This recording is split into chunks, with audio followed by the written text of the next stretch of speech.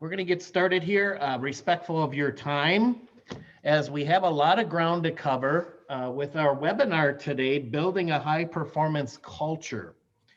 And so I'd like to welcome all of you here, and there may be some stragglers. We had a few more register here. Actually, we have 14 register, so just hang in there with us. I'll keep us moving here and click people in as they come in. But I want to thank you for carving out your valuable time and spending time with us here.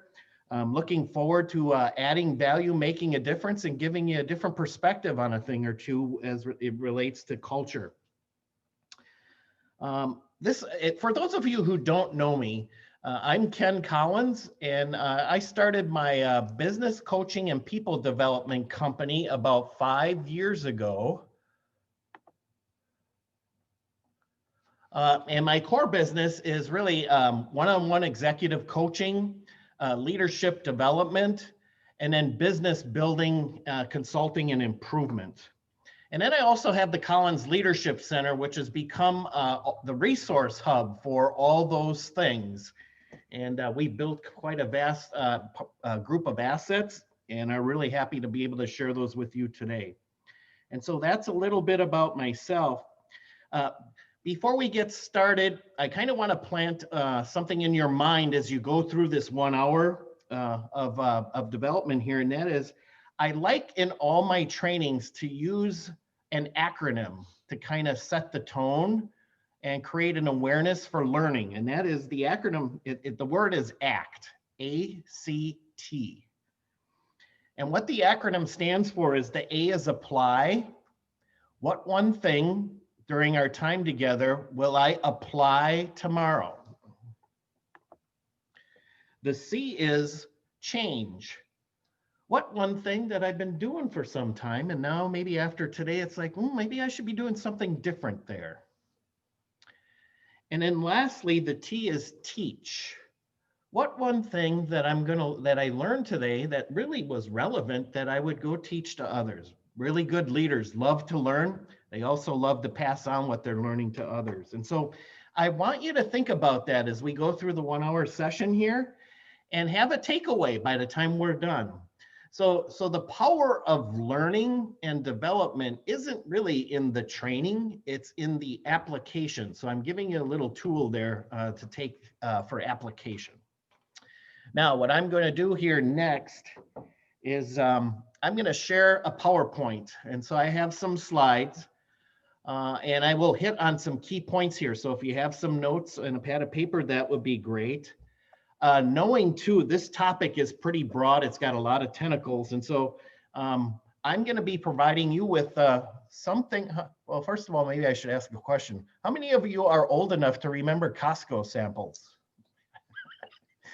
Trying to be funny in COVID times. But yeah, back in February, Costco samples existed as well as samples in a lot of those kinds of places. But what I'm going to do is give you Costco samples of this high performance culture and how to build it and develop it. Now, for some of you, you may have some of this established already. And it may be a time to retool, tweak, or relook at things. Or maybe you're in its infancy and some of these things haven't quite been developed in your businesses or organization. And this could be a foundational footprint for you. And so that's where we're going to go here. I am going to share my screen.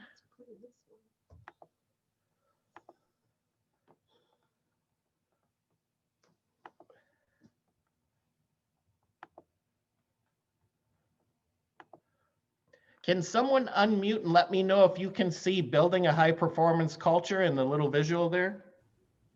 Yes, we can see it. Very good, thank you. If you could mute your mics, that would be great so we don't have that interference and background noise. Okay, perfect. So there's the kickoff for our session. The first segment that I'd like to visit on here along the way is what is company culture? A lot of this term is kicked around quite a bit, and you're hearing it more so in recent years. But company culture is really the combination of values, vision, mission, and purpose. And it really sits at the center of any successful business. It's the core, it's the heartbeat, I like to call it. And so culture isn't something that can be fabricated when one is lacking as no amount of company perks or cool furniture or a really hip employee environment creates culture. It's more than that. And it's one of the most important things to get right in order to become a successful company.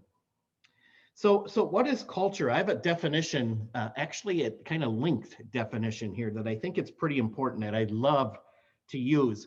And what I like about it is I like to take complex subjects and simplify them. And so really, what is culture? In my view of this, it's what you are doing. It's what you are doing. And again, this applies not only in business, but in family or in communities or associations you're involved in or church. It's what people are doing. It's actions and behaviors. It's setting an example. It's modeling. As parents, we create a culture. Maybe unconsciously, we set the example through actions and behaviors. In simple ways, when we're modeling this, people do what people see. People do what people see. And so culture is really all about, when we talk about actions and behaviors, it's who we are on the inside. It's our character. It's our value system. I have a saying I like is that be bigger on the inside than on the outside. Yeah, be bigger to your character than what might be your reputation. Some people are more interested in reputation building than good character and values. And so essentially, everyone, behavior is the personality of culture. And I really like that statement there. And so a strong internal culture is necessary to create strong, consistent, sustainable, long-term employees and lasting brands. Our next slide here, what do you stand for? So let's think about that for a minute. What your company is and what it stands for is important to your business as the products and services you sell. In other words, what's the big picture? What's the purpose? What's the why? What is it that's bigger than what we do each day, each week? And so identifying what it is that you stand for and at the core is essential to how you live and perform. It sets the bar. In short, it's your company's values, and getting to the heart of those values means everything to your business. It's something that I think is lacking in society, and I'm not going to get political here, but we've really lost our way in some cases, not only nationally, statewide, but even locally with some of the things that have happened and gone on in 2020. And so I think there's a strong thirst for value-based, people-centric leadership. And so it starts at the core or at the heart with the business. So the values of the company are the values of the employees and become the values of all the stakeholders, everyone you do business with, and kind of link. And so just, I do values exercises now that are really, really popular. There's a thing, everybody wants at some point in time, they've asked me to do, can you do something on business ethics? And I really start out by saying I will, but there's no such thing as business ethics. It's personal ethics. It's what are the people's values that you're bringing into your environment and your association and organization. All right. Reflection time. We're in the speed of doing things and juggling a lot of activities and things like that. But I think one of the most important things we can do as leaders in businesses is call time out and stop and reflect. And so I wanted to visit on this a little bit. In the business world as well, things move really, really fast. So often so fast that people never stop to reflect on what the business is becoming. Kind of doing a check under the hood of the engine. And most importantly, these days, the leader shifting or pivoting to what does the business have to become in the new norm? And so regular breaks in workflow and doing, just stopping and taking a look back. and assessing things from a broad scale. And so, but never take a moment that means that many businesses end up operating in a continuous loop. We just keep going, making sometimes the same mistakes or same errors or same deficiencies again and again and again, working blind to the change and the evolution that's taken place. So again, it's always good to have these periodic checks. A company shift from its performance to its purpose can make all the difference in how people are hired, how people work, and how the company performs. Looking at why the company does what it does and not just focusing on what it does or how it does it creates a starting point for developing and fostering a culture. It's also kind of a barometer. So I always would say, oh, whenever I hear, ooh, we got to get back to the fundamentals, we got to get back to our values, we've now strayed and gone off course and probably bad things have happened. So the mantra should be operational discipline to always live the fundamentals and the values of your organization and company. And not just have a cult, and then have a culture of operational accountability. We're really good at operational accountability. That is holding people accountable to the numbers. Have you produced this project in the number of hours estimated? On this project, has it achieved estimated profit? Our monthly statements for our businesses, are we on track to what we budgeted? We're very good at operational accountability. What we're going to talk more about today is behavioral accountability. Yeah, the behaviors of the values, the culture. Because we're not so good, because it's a little more challenging to address behavioral accountability. All right. Finding your company's why allows you to start working on identifying your values. So you start again with the big purpose. Ultimately, this creates a culture breeding chain reaction that filters right down to the customer. So I've often said strong leadership messaging takes place in two areas. One, does the message start from the CEO and go all the way through the organization, all the way to whoever might be cleaning the facilities at night? Do they all understand why the company does what it does, the values of the company, the culture, and things like that? The other thing is we spend time developing all these things. We say it once, roll it out, and then we get disappointed that down the road, things aren't happening like we intended, and how come that invested time doesn't have a return on it? So the second part of this really is repetition. You cannot just develop these things and roll it out once. In order for it to become behavior and habit, repetition is huge. I often say, as parents, how many times, especially in those toddler years, well, maybe teen years too, we've all been there. How many times can you say something once and it comes out how you want? It's repetition. And I'm not saying employees are kids, but it's the same concept. Okay, culture. How does it drive performance? Since culture of a company is a reflection of its values, it is the culture that is responsible for many aspects of performance and the output of the company. And I'm going to tell you, if you can get a culture, mission statement, purpose, values that permeates through the entire organization and the culture, and then match it up with really good people who are cultural fits, oh, you can do some really awesome things. And I've been a part of some teams over the years that have been able to do that. That's that secret sauce.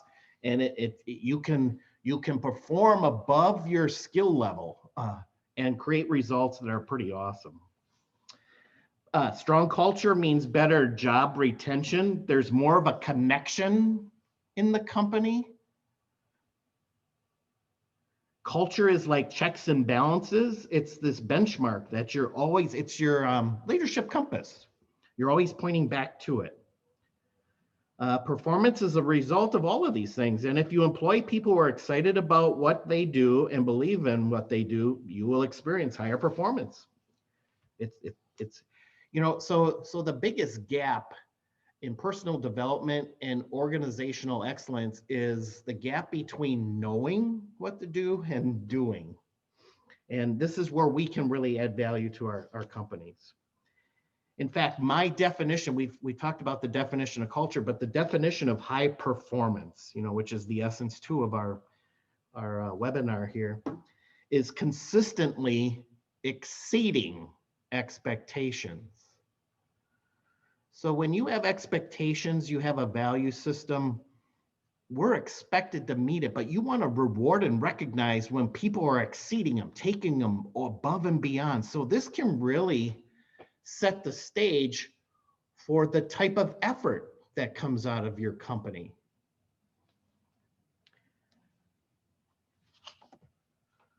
All right, so how to create a culture. One challenge when aiming to create a high performance culture company might be in integrating the behaviors and the processes that have carried the company up to this point and now they need change. And I think this is a very important topic today, as all business in some form or fashion are pivoting or leaders shifting to different changing circumstances, especially due to the external realities. And change used to be thought of as technology driven, but I think 2020 has really shown us that something that started in another part of the world can have an effect globally and actually really quickly. And so we truly are a global economy. And so change is also driven by those kinds of things. So we're going to have to be really astute at facilitating change and motivating people through change. It's just not how we're naturally wired. And so again, you want to have this continual mindset of improvement and continual shifting to reinvent the business and your people to fit that environment. I'm also a human behavior consultant, and I will tell you this, that we are naturally wired to resist change. We really love our routines, predictability, familiarity. That's why we are long-term employees, long-term marriages, things like that. I can tell you, like I said, most everyone resists change.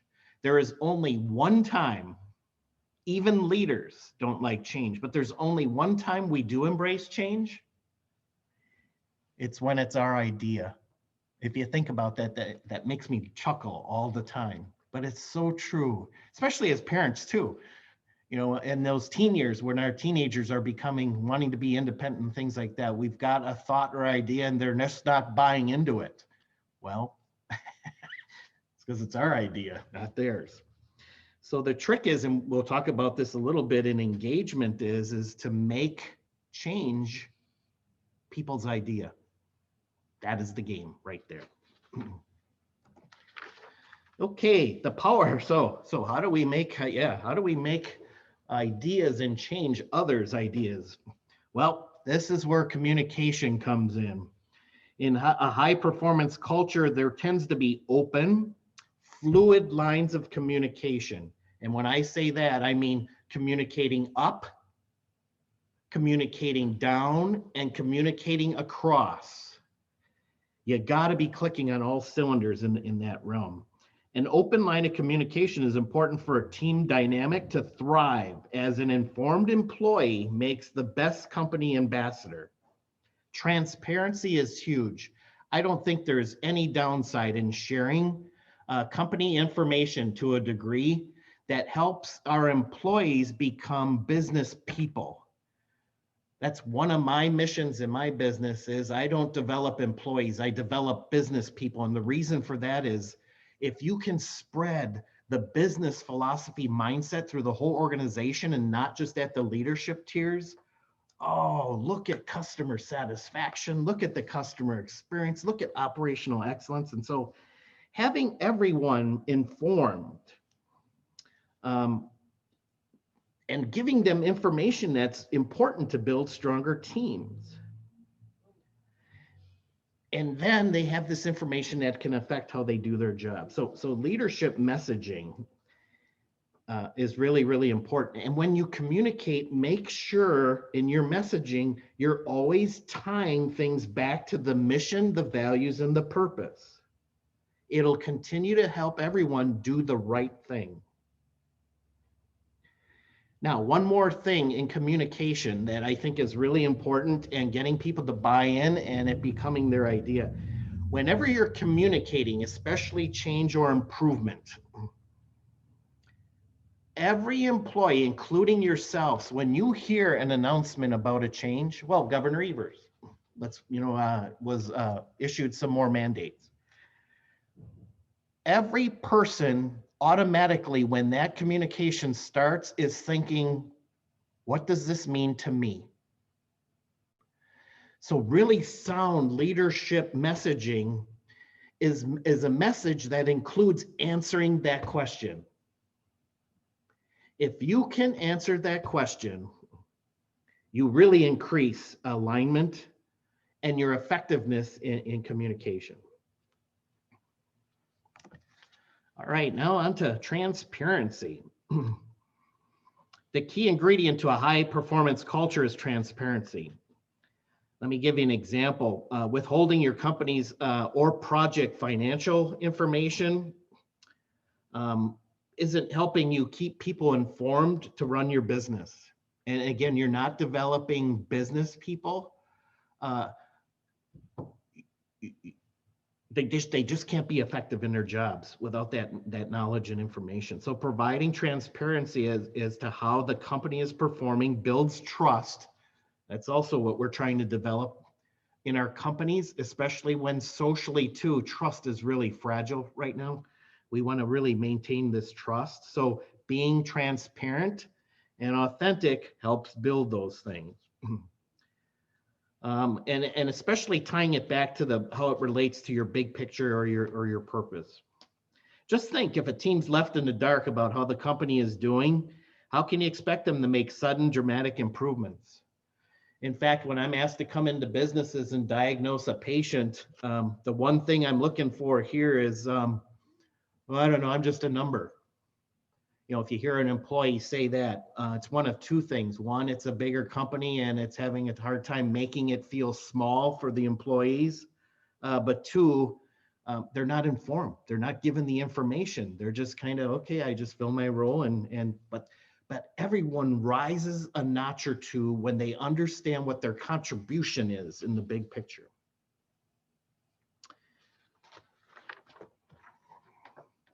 All right, nurturing individuals and playing the strengths. My view on here with my coaching clients is leaders identify strengths and look to leverage them in people. Managers look to find the weaknesses and let's fix someone. I have had much more success getting people fired up or jacked up about working on their strengths and how they can do that, more of that, and building complementary teams around them to complement the weaknesses or shortcomings. It's just easier to improve things on your strength than it is your weakness. Sometimes you might not even improve on those. So I think that's an important message in this here. Also to developing your organization and your people. You know, we're in 2020 and it's really hard to see the rays of sunshine and when is this going to end and how will it unfold? But leaders also give hope, and they give hope by focusing on the future. What do I mean by that in terms of this here? Building someone's strengths and how it can be leveraged in the company is building a future. So provide hope with skill development, and you really get this motivated employee who really wants to contribute. On the subject of motivation, I just did to a large group in Milwaukee last week, principles of motivation. And so if people are naturally not comfortable with change, and we're going to have to help facilitate them through that, it also means we're going to have to be very accomplished at motivating people to the change. You know, think about that for all of us. One of the basic human needs for motivation is certainty, and we really haven't had that in 2020. There's been a lot of uncertainty. And so what we have to do with people in general is help them through this human need of certainty in uncertain times and adversity. And so here's a couple of things that I'd like to visit on here. It doesn't matter if your team member is in a leadership role or just started in an entry-level position.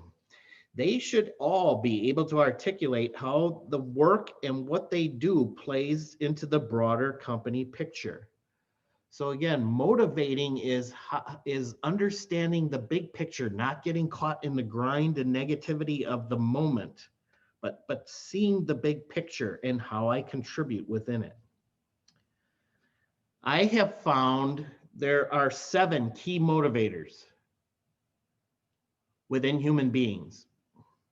And I'll just rattle off the 7, won't go into the definition of them, but I want you to understand that as I list these, which ones are relevant to you, which ones motivate you. My point is, as you check mark these, is when we get frustrated with others, it's when we see others not motivated by the same things we are. When in reality, when I do this exercise in groups, I never, if ever, get 2 people motivated by the same things in the same order and what's a priority. I also find that money is not mentioned a whole lot, especially in companies where engagement is high. And so here's the 7 motivators for you to think about. Quick checklist here. Motivator number 1, purpose. Oh, wow. How does that play into what we're talking about today? Yeah, people can be motivated by their own personal purpose. Well, why was I born? What was I meant to do? So having this as part of your company culture is very important, especially in the millennial generations today. They're very purpose driven. Second motivator is autonomy. The freedom, the empowerment to just go. Third one is relationships. This is playing out in our world today with social distancing, reduced capacity, and not a lot of events going on. Relationships has been reduced, and you can tell, you know how you feel about that this year. The next one is progress, personal or professional growth. The next one is mastery, being viewed as the expert, the subject matter expert, the go-to person, the person as a resource of knowledge. The next one is recognition, being valued, felt important, I appreciate, thank you. I can tell you my trainings on this, if there's a weakness that's brought up pretty regularly, people don't think they're very good at giving recognition. This is huge, especially in behaviors, the culture. You want to recognize good behaviors and make them public so that people will do them again. And then the last motivator is money, like I mentioned.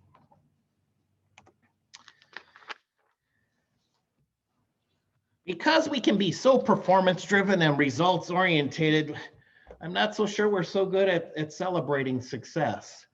Or if we've got a manager mindset, we're always in this problem solving and fix things. And then we take that to our people. We want to problem solve and fix them instead of celebrating what they do well and how they're being successful. And so being clear about your company's goals and targets means that your team will also be informed and excited when they reach milestones. One way to keep the culture of motivated team members strong is to take time to celebrate those milestones, especially publicly. Whoa, can you really leverage things when it's done publicly? Celebrating successes builds engagement and forms teams that are all working towards similar goals. It also can be very energizing and motivating. So all of you have probably had to get creative here in 2020 with the environment of remote workers and things like that on how we do this celebrating and recognition. And there's been some real creative virtual ways to do that. Whether it's virtual town hall meetings, I've heard some little card games that are done to create some Q&A on dashboard performance and matrices and celebrating things on that. And so continue to be very creative with this remote, and I'll say, I kind of coined this split team environment. I don't think that's going to go away anytime soon. And so the more we can figure out how to do that, the better off they will.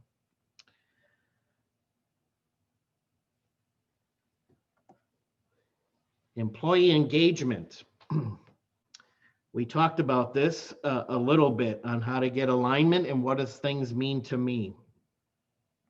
As leaders in our companies, there are 3 questions that every employee asks before they decide to follow someone. You also unconsciously ask these 3 questions as well. Here are the 3 questions. Can you help me? Do you care about me? Can I trust you? If an employee can answer all 3 of those questions, it's likely your engagement is at a very, very high level. If they can only answer 2 or 1 of those, they're not going to be as engaged to meet their potential and to contribute and have impact in your company as they can. Think about this when you have in the past had a new supervisor or a new boss or what have you, and it takes some time to kind of, okay, how's this going to work? How are they going to manage me? Will it be the same as I was managed earlier and led? And how will they let me contribute? Will there be micromanaging? All that kind of stuff. Really, what tends to happen over time is those 3 questions get answered. Knowing that the trust is the last piece to come in. Can I help is the first piece, and that's where servant leadership comes in. And so I think the most successful companies understand this formula. When you want to help, when you care, when you trust, you will take input from employees on how to make things better or improve the company and things like that. Transparency returns to you. Now, we probably would be remiss if we didn't talk a little bit about payment structure and rewards. So how you choose to compensate your team in a transparent environment is important. While you do not have to be open to compensation sharing, giving your employees a clear idea of what your structure looks like can be help incentivize them. And again, I'm not a big generation person, but I think the newer generations coming in are looking for paths, whether they're career paths, payment paths, or training and skill development in the orientation paths. And so if you can have a reward system that's very well defined, that allows people to understand when I acquire these skills, here's what my compensation could be. And you continue to build on that, I think it's huge. I would also tell you, just as important as compensation and this reward system you might have in your cultures, please think of rewards as recognition. Because money is typically a satisfier, it's not a driver. Recognition and feeling valued and feeling cared about is huge, especially with more tenured employees. Now, when an employee is brand new, they're usually probably younger and they're looking to provide for a brand new family, trying to build, a home, acquire a home and vehicles and things like that. But it's our more tenured employee where oh yeah, no one's going to turn down a wage increase or a bonus, but it's more about the reward and compensation of feedback, positive feedback and recognition. My analogy to this is, being a long-term employee, new employees come in or someone comes in from another company and then there's always chatter about, wait a minute, did they get something better than I did? And I had to work here X amount of time. And so my analogy too, personally is, DirecTV. So you're a loyal customer and they continue to raise the rates, but then they advertise for brand new customers coming in these outstanding rates that you can't get again. What's up with that? Well, we have the ability to control some of that within our companies. Finding the right personality fit. Oh, this is one of my favorite parts. If any of you are familiar with my slogan, it's a people first approach to success. I'm all about if you find the right people, develop the right people, put the right people in the position in the company so they can succeed, and you truly value and appreciate people, many, many good things are going to happen. But it all starts in the beginning. So let's talk about that a little bit.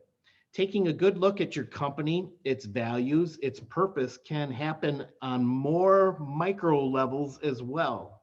For instance, it's important when hiring someone that you know exactly what you're looking for before you post the ad for the job. Some of you are in the HR world, I don't have to tell you that. You should be crystal clear on what your goal is for hiring, and also certain what type of personality best fits the culture of the company. I think it's almost a given today. We're going to have to teach skills. So what you want in the beginning is a cultural fit. 9 times out of 10, when an employee doesn't do well and doesn't make it in a company, it's typically cultural fit. Even some cases is just putting the wrong personality in the wrong seat of the bus and not setting up to succeed either. And that's a kind of another subject. But I'm going to tell you, in the spirit of expectations, I see a lot of companies talk about or address their values and their purpose after an employee's been hired. What would happen if you shared values and purpose in the interview stage? In other words, upfront expectations rather than back end. Typically, if we set expectations in that interview, we attract those to those expectations. We also keep employees to those expectations. So I think values of the company and people's personal values is maybe underrated in interviews and making or having success in a cultural fit. Now, the world now is littered with assessment tools, and they're highly, highly popular. I have probably a dozen of them at my disposal as well, that companies use not only in the pre-hire stages, but also in all areas of the business. But if you're considering bringing the personality test into your assessment model, you need to first decide on how you want to use it. Like I said, there's several areas and stages for that. Will you be testing current employees to help them better play to their strengths? Or will you be using it to help determine if a candidate is right fit for the position and the company? Maybe it's both. Either way, the why needs to be communicated to your entire team. So let's talk a little bit about personality assessments. I think all of you might be familiar with the common ones out there. Myers-Briggs, DISC, Strength Finders is pretty popular. Most consulting companies, most companies even have these types. It's another tool in the assessment process and people selection process in your company. And I don't think you can have a shortage of tools in that process, because all of you, I think, understand how costly it is to the company if you do a hire and it's a bad fit down the road, especially with bench depth today and how we need to make good first round picks, and we need them to turn out to be first round picks because of the time and energy and bench depth that were needed in our companies.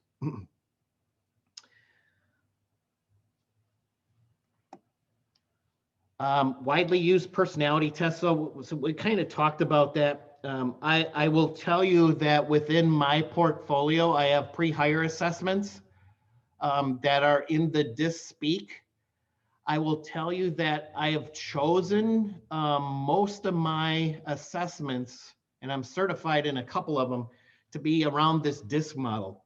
The reason I like that is I have had experience professionally that you have a better chance of creating a cultural language around the DISC, because they take human behavior and the concepts that can be pretty complex, and simplify them for people. So it's pretty easy with the hallway chat, and for teams that are trained up on this to kind of point out in a humorous way, hey, watch it, ramp down your D there. We gotta be a team here and things like that. And so I think that, of all of them, and I'm not going to tell you which one to use. There's hundreds of them out there, but that's the one I prefer. I actually have one through my John Maxwell portfolio. I'm an executive director with that group. These were recently built a couple of years ago, and they were developed with HR personnel and business leaders from Fortune 500 companies in the U.S. And they're really comprehensive.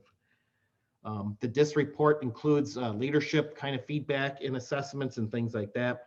I do have assessments on, I have a communication impact report, sales impact report, sales leadership impact report, team impact executive report, building effective teams and how they all fit together, entrepreneur impact report, and career. So there's several resources there available to you in people selection and people development.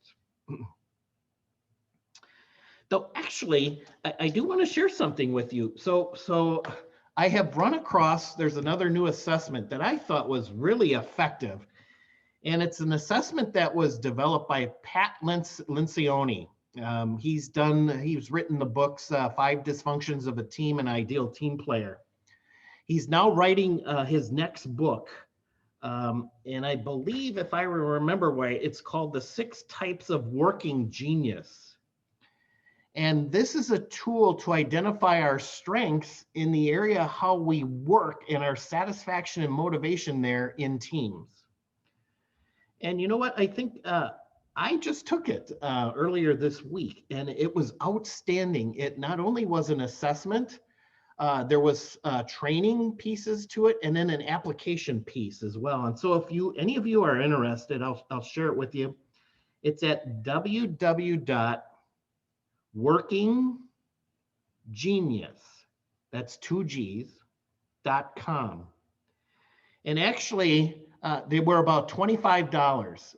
But if you use the promo code Maxwell, all caps, MAXWELL, it's 50% off. So for $13, you get like a very professional assessment.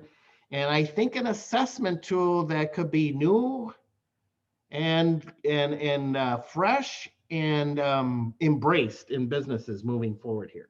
So I thought I'd pass that along. Okay, let's see. Embracing failures. I really don't like this slide. I got to change the slide here. But I would like you to actually, let's cross out failures. Lessons learned. I don't want us to be in our organizations mistake driven. I want you to be action orientated.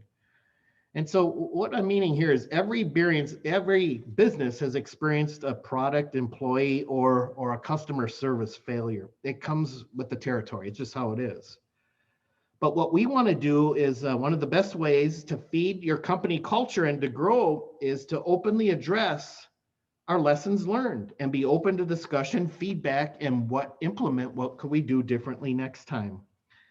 So I think, you can't be good at anything unless you've made mistakes. That's how we got good at things. Whether it was learning to walk, unless some of you walked from your mom to your dad without falling down the first time. I don't think I did. Or riding a bike, 2-wheelers for the first time, or even some of the things you've done professionally. And so we really gotta embrace this lessons learned concept. Failure can lead to more failures unless you're willing to learn and to look at each one and use it to your advantage to help propel your company forward. And so be really, really, really lessons learned motivated there. Lastly, asking for feedback. So recognition and reward is giving feedback, but it's just as important to get feedback. They say that the best solutions to our problems come from the people closest to them. Not in the corner office, Not from the comfort of our management tables, but walk the floor and engage your employees and find it out and get feedback there. So asking for feedback from employees is a great way to best assess your own performance. It's also a constructive way to help you reflect, grow, and succeed as a leader. Now, I know a lot of companies, and I just helped a couple with employee surveys, and that's feedback. I always kind of chuckled with them because I don't think the feedback, while it provides statistics, the most important part of the feedback is the color and the background behind the answers to their questions. The only way you can really get that outstanding feedback is walking the floor and visiting with people. And again, if you answer the question, can this person help me? Do they care about me? And do I trust them? Guess what kind of feedback you're going to get? And so whether it's annual reviews or quarterly meetings or what have you, I wouldn't wait. Instant feedback is the most important, especially when you're trying to adhere to behavioral accountability. And so here we go. If everything goes well, you're ready to start building your high performance culture. This is all about the foundation. Every house, every building needs a strong foundation before you can build it up. This is really the starting point. This is where it's really going to happen. And so start with this fundamental foundation. Stay away from any phrases saying we got to return to the fundamentals. That means it's too late and there's a spill on aisle 7 and you're in damage control mode and fire drill mode. Have the operational discipline to be consistent in adhering to the purpose, the mission, and the values of the company. High performance businesses are usually the most profitable. If a business is not profitable, you essentially have a hobby. Just saying. And so what I'd like to do now is come back here and unshare my screen and see if there's any questions you might have. So unmute your mic and chime in. If there aren't any questions, I'm going to select a couple people to share what their ACT is that we started out with, the acronym. What one thing would you apply? What one thing would you change? And what one thing would you teach?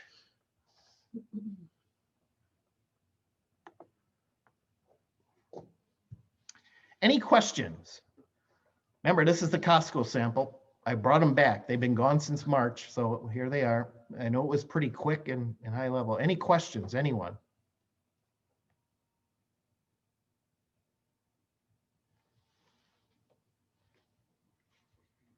No questions.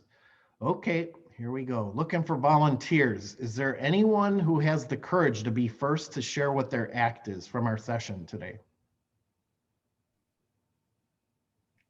I could do it, Ken. All right. Thank you, Arita, for having the courage to jump out there. I appreciate it. So I, from an apply standpoint, I took some good notes on just kind of this whole idea of change. Obviously, we're all going through a lot of change right now. So I think I'm going to try to apply something in helping manage my employees with change. The thing that I would change is I think I will probably work on this my entire career, and it's something you talked about, which is celebrating successes and being more disciplined about that. So it was a good reminder for me. And teaching, I think I liked the idea of kind of talking with the team about, finding the hope and focusing on the future and in that area.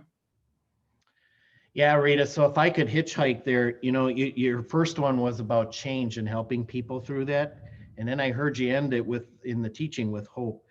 Really, that's where our strongest leaders kind of have been during this pandemic and protests and all the other things going on is those leaders that are stepping out in all this uncertainty and all this maybe unhappiness because things are so uncertain and there's restrictions and things like that, but really leaders stand out to give hope. They help people see the rays of sunshine when they can't see them. Boy, I sat in a board meeting yesterday. I was kind of stunned. All it was about was how now there's a mask mandate, and now capacity limits again are shrinking, and I hate this, and I can't. And I'm like, oh my God, you're taking the air out of this balloon here. You're supposed to be providing hope and seeing what good things have come out of things.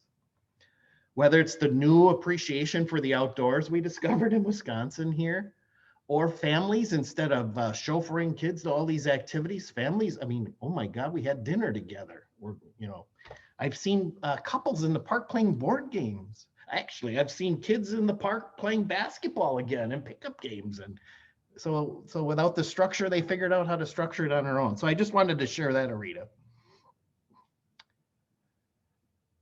Okay, anybody else want to volunteer? I can, Ken. This is Ange. All right, Angie.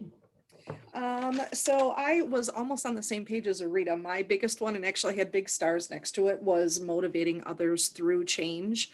You are right. This used to really be change orientated, was a lot around technology. And with COVID, that has changed everything on how we go about our day-to-day activities. And instructors have now had to go from more trainings that you're doing in person and being able to walk around and talk has now become a Zoom meeting face to face over a screen. You can't get up, you can't move around.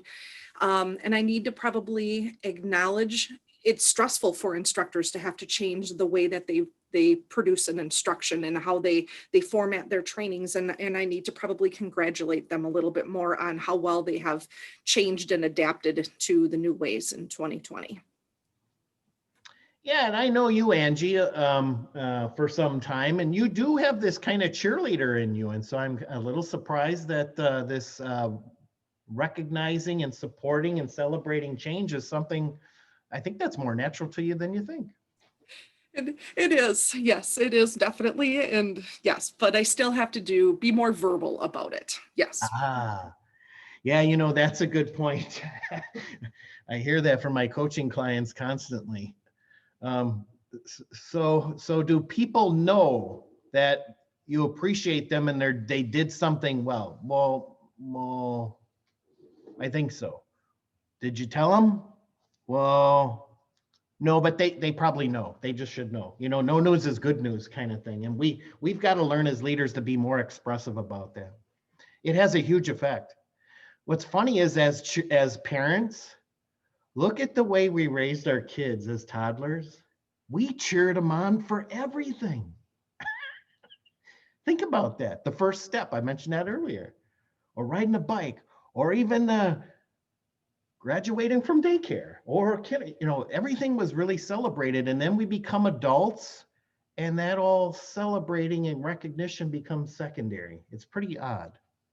Anyway, we know how to do it. We're really good at it. Some of us still are as adults. It's just not kind of natural in a lot of cases. Okay, thank you both for stepping up there and sharing. I will close out here and say once again, thank you. I appreciate the opportunity to make a difference, to add value to people. We are going to get feedback. If you wouldn't mind, I'd love any emails on feedback on how things went and how we could improve. I'm driven to be the very best at whatever I do. And so feedback and continual improvement is always a part of that. As we move into this virtual learning environment that I don't think is going to go away anytime soon. Some of these things are going to maintain.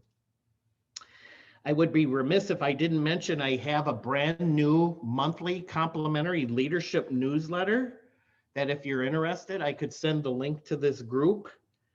Also, too, we have a huge portfolio of online learnings now in the form of a new concept, Facebook classes, which you attend and they're self-directed. Also, too, I have on-demand learning courses that if you go to the Collins Leadership Center, my website, www.collinsleadershipcenter.com, you'll be able to see all those resources available there. Also, too, if you sign up with my newsletter, you'll be able to keep up on events that are going to be coming out very frequently moving forward here. And so that's kind of a wrap. So unless there's a last call for questions, I want to make sure, valuing your time, that we end here right at 1 o'clock. Asking for questions once. Ken, twice. Kelly, Yeah, Kelly. I just have a question. You know, at the beginning of the year, you had done in-person, like once a month roundtable meetings here in West Bend. And I was just wondering if there was any thought to kind of starting that up again to, you know, virtually, obviously, to just kind of get that going again with like the different organizations here around the community. Yeah, Kelly. So were you in my pocket this morning? The answer is yes. I've been trying to figure out how we're going to move forward with this since COVID, and I'm done stopping. I'm done trying to figure it out. I'm going to move. And so last week I created a Facebook group called the Invitation to the Leadership Table. All of you, Mhm. if you're on Facebook, please go like it, become a member. Okay. Also, too, Kelly, with respect to West Bend, I was just asked to take over the West Bend Business Think Tank Group. And I didn't say yes, but I kind of did. And so that will probably start in January, and it likely will link to the leadership table, the Invitation to the Leadership concept, and be one and the same. I just got to think through that. What is a think tank? It's the West Bend Business Think Tank Group. It's been operating for about 5-6 years. I think there's 50 or 60 people involved in it. We would meet once a month. Obviously, we'll go virtual to begin with. So it's But like the organizations within West Bend? Yes. Hmm. Yes. Okay. Yes. Does that help? Yes, we weren't, neither Delphine or I were familiar with this. Is it like an organization or what is it? Yeah, it's been an organization that. Yeah, it's been a formalized group, Kelly, that business leaders and everything from doctors to people who run rural businesses as far as Kewaskum that got together once a month to discuss, you know, what's trending, what are some best practices, what could we be doing differently. Okay. And can anybody like join this, like for Manitou, like if I were to join? Yes. I don't think there's a cost to joining. No, there's no criteria. But you'll be part of this group that will have regular kind of speakers Okay. on whatever subjects are pertinent to businesses and things like that. And then it's this think tank concept, Kelly. We're all going through changing times. Yep. And it's important to have these networks around us that help us get best practices and lessons learned and how we can implement them in our business. So this strengths in numbers concept is pretty popular. Okay. So I guess what I'll do then is I'll kind of look at it a little bit more. And I mean, if it's something, you know, that I can join or whatever, the think tank, I would like to do that. Okay. All right. I will jot you down. Thank you. Okay. Any other questions? All right. Thank you everyone for your time. I appreciate it. All of you enjoy the Thanksgiving holiday coming up next week, no matter what that might look like. Thank you. Make the best of it. All right. See ya. Bye-bye.